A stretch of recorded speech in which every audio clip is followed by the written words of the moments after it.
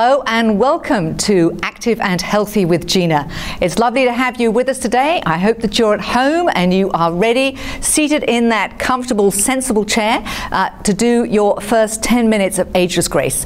And I am delighted to have some very special friends with me today who have come to do the exercises in the studio.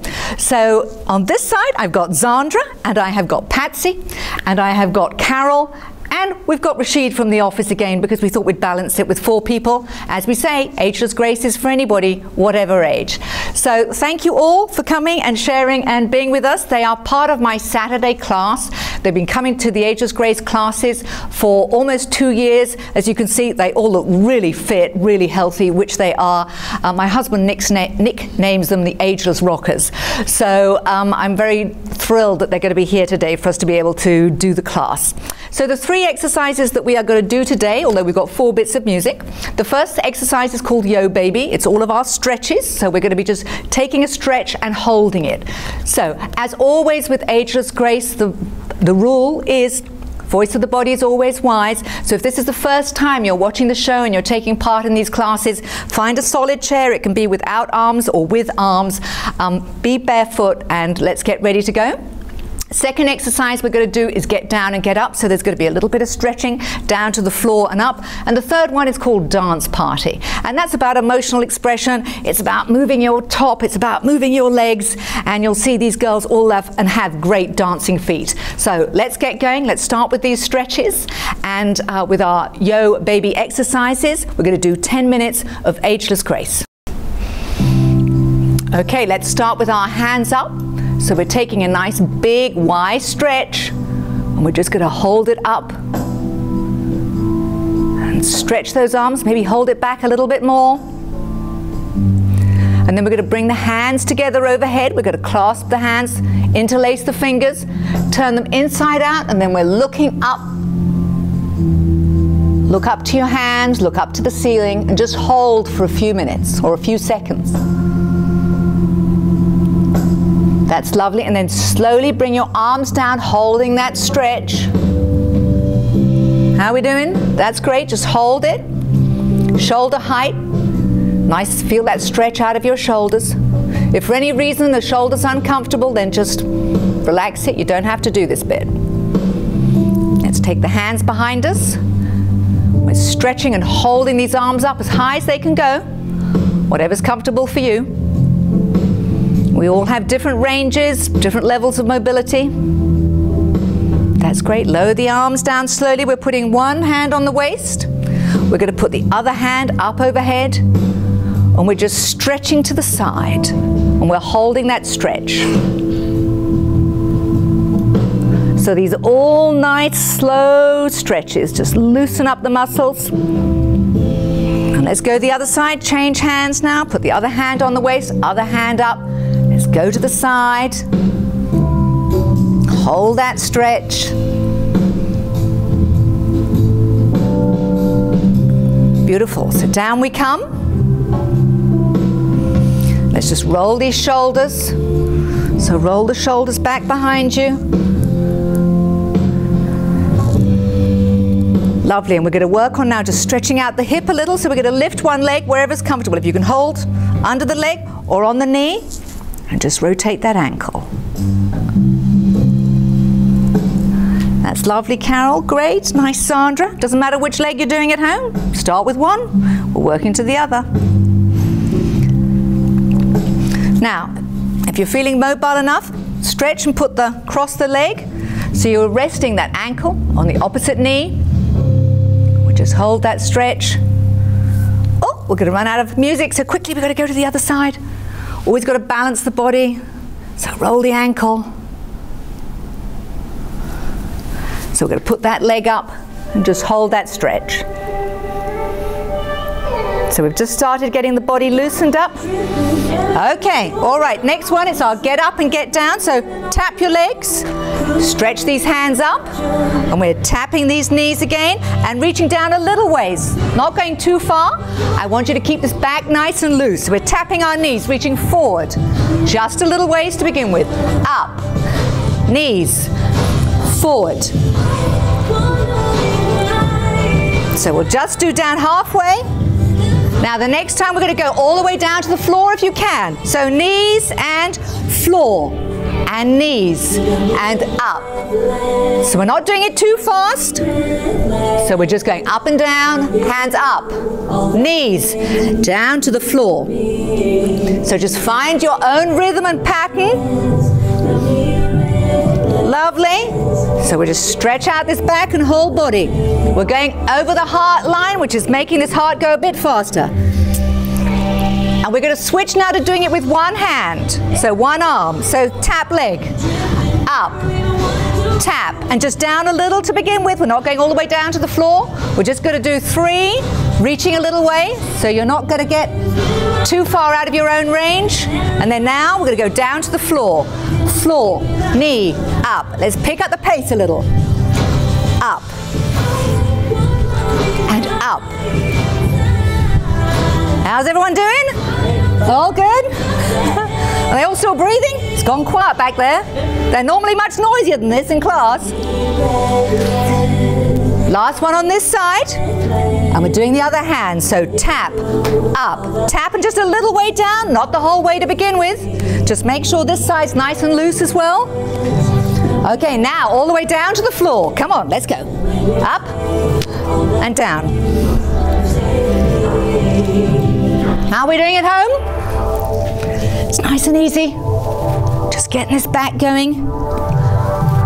Lovely. Now we're just going to clap and tap the hands. So tap the knees twice. 1, 2, clap. 1, 2, tap. And we're going to go overhead. Tap. And reach as if to the floor, but not the whole way down. Up to 1, 2, 1. And down a little ways. And we're going all the way to the floor. 1, 2, tap, 2, up, 2. 1, 2. And let's do some singles. So singles, knees, floor, knees, up. Oh yeah, these guys are good. How are we doing at home? Finding your pace to do it. So good. Get that heart going. Brilliant. Well done, everybody. Okay, so these last ones, we've just got 2 dancing ones. We're going to start with these upper arms and the shoulders. Let's shake. We're doing a little jive in the chair. Bounce these legs as well. Lift one leg up. Woo! And let's take both legs out and in. So get these hips nice and loose. Hands out as well. Arms in and out. How's Rashied doing? Are those feet bouncing over there? Yay! I like it. Back to a little march and let's get these shoulders shaken. Shake the shoulders forward. This is good for the waist. Lift one leg.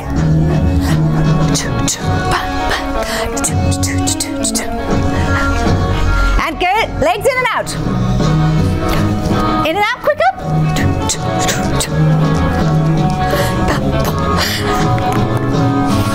Just shows we can do exercise, moving in our chairs. How about crossing these legs and arms? Are we going quite fast here? I'm sorry, these little chairs are slippy. You have to find a chair at home that you're not going to slip in. Bounce these legs. Slow.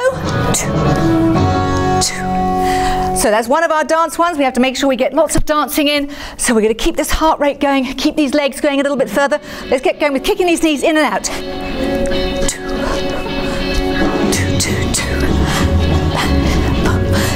So it's a bounce and a kick. Kick.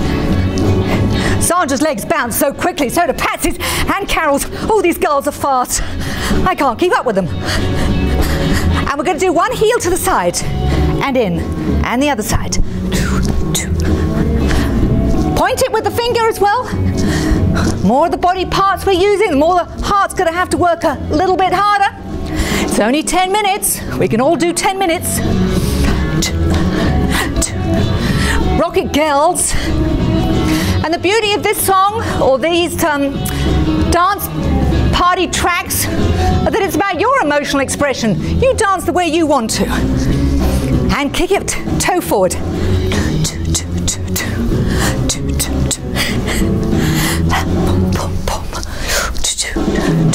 Quicker.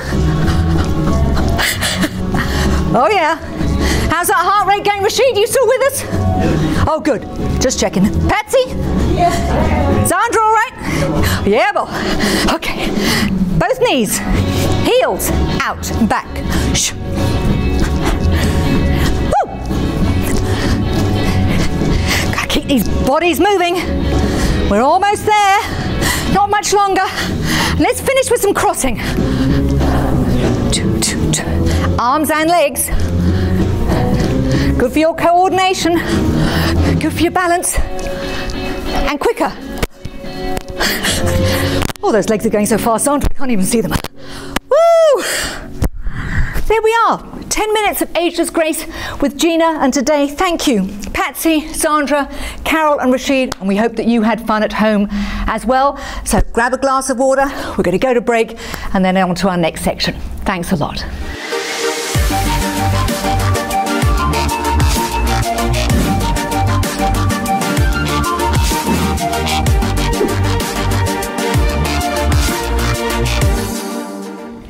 And welcome back to Active and Healthy with Gina. So I hope you enjoyed those few exercises. I had fun.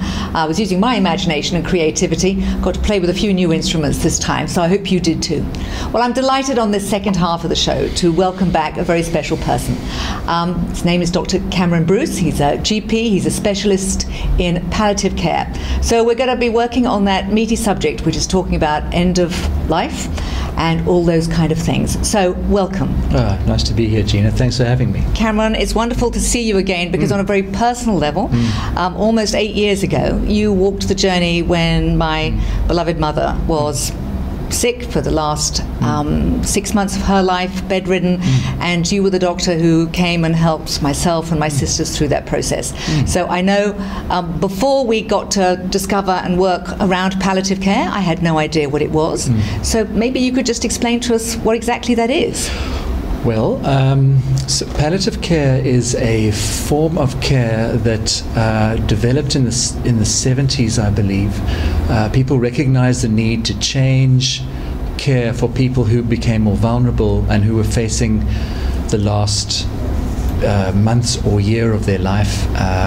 The care was focused really around, or is focused around, symptomatic treatment and not necessarily an ongoing curative model. So the focus is around making sure that people are taken care of holistically, with their physical needs, for instance pain or shortness of breath, for their emotional needs, for their spiritual needs, and also for social needs at times. And so palliative care is an approach that helps to maximize your quality of life without necessarily attempting to try and lengthen or indeed shorten your life.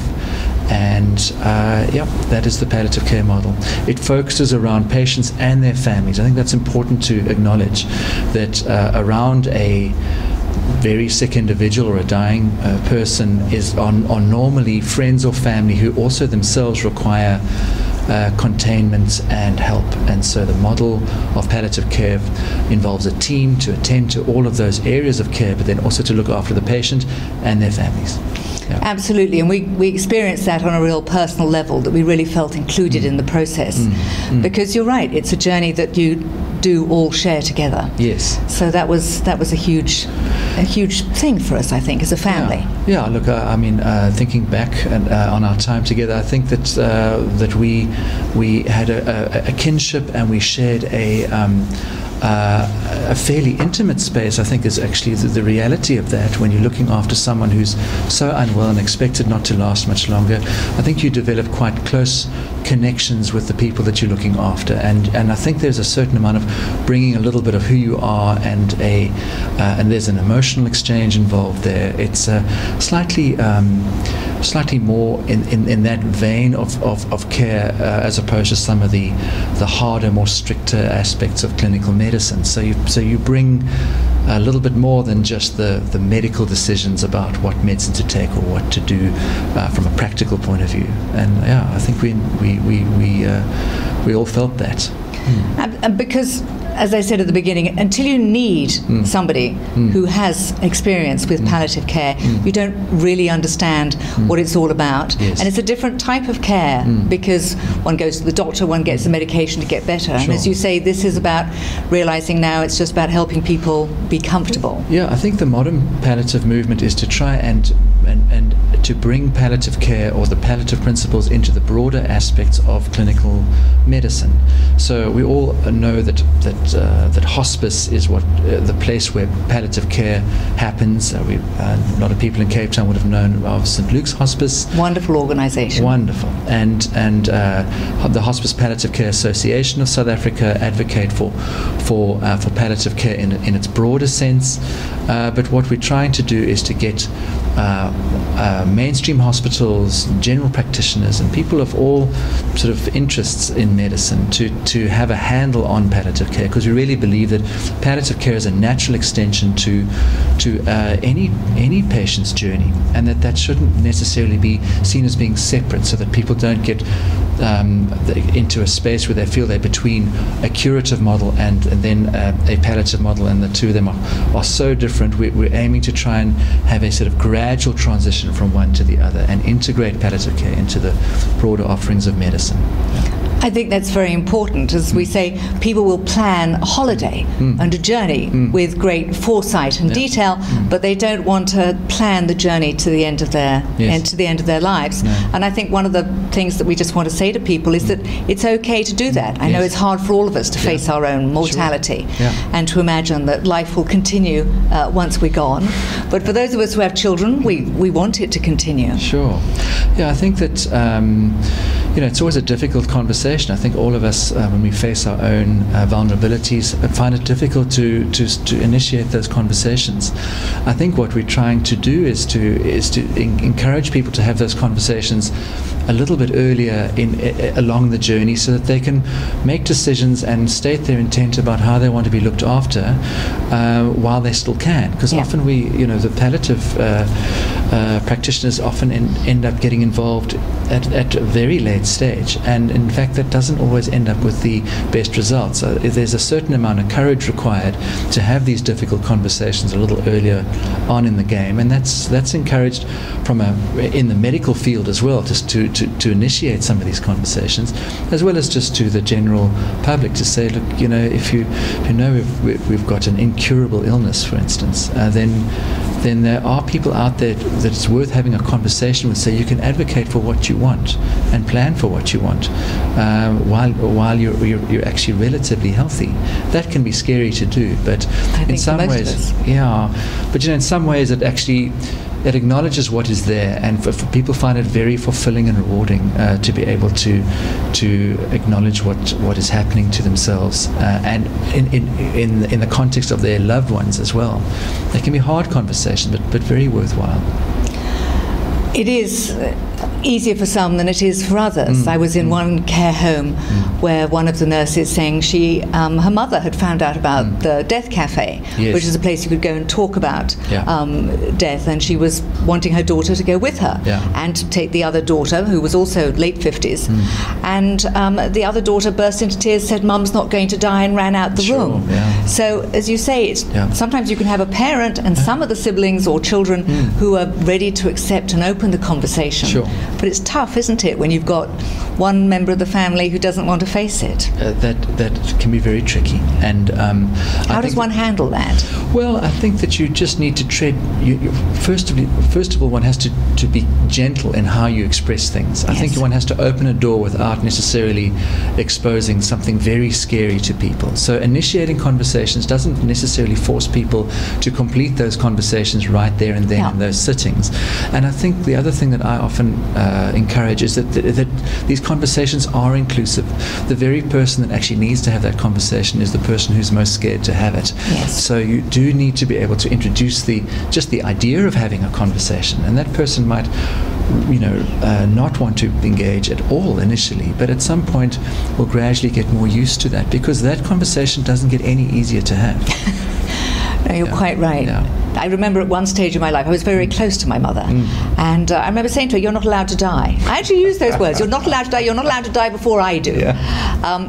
But what was, and it was, I actually say it was a gift and beautiful to share that 6 months caring for her along with my sisters and with you as our doctor. Yeah. And to experience that journey with somebody, and that we had the time. Yeah. And I know sometimes it can be very quick. Sure. Someone can get diagnosed and the end can come very quickly, which is why, as you say, someone needs to have that advanced care planning set in place. Yeah. Yeah. But yeah, time, and as you say, the gentleness and the patience made it very, very worthwhile. There is talking about the Advanced Care Plan document. Yes. That's a relatively new document in South Africa, and that's been formulated by the Hospice Palliative Care Association. In fact, there are a couple of them. They have their own website, I think. Yes, they do. I did go and take a look at it. Yeah. HPCA. .co.za. .co.za. And the document's right there. When you open it up, it says you can download it. It's That's very, right. very interesting and very helpful. And it's a non-threatening document. It explains a little bit about the glossary of the terms that are used, and then asks questions that are fairly broad about what sorts of care you would like to receive, or what you specifically don't want to receive.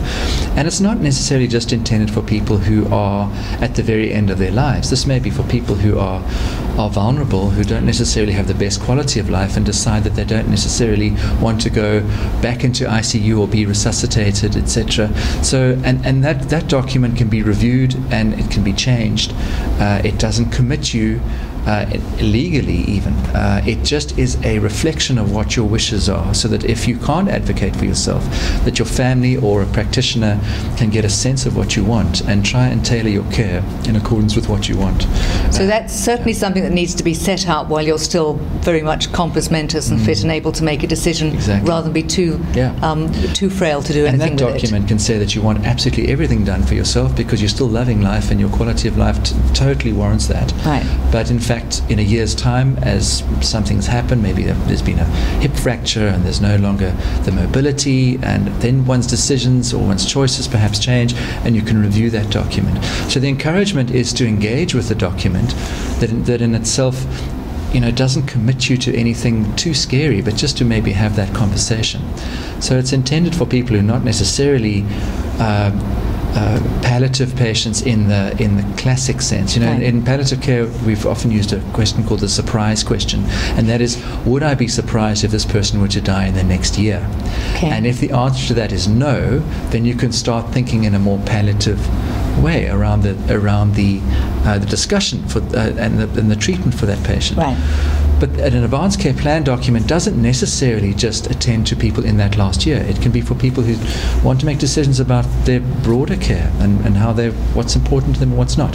Well, I think that's a useful document that people need to get hold of. And it's great to have a website that we know where to go and look for that. Sure. Now, I know that you've done this for some period of time, and it's wonderful work and it's very rewarding. Do you ever find it depressing?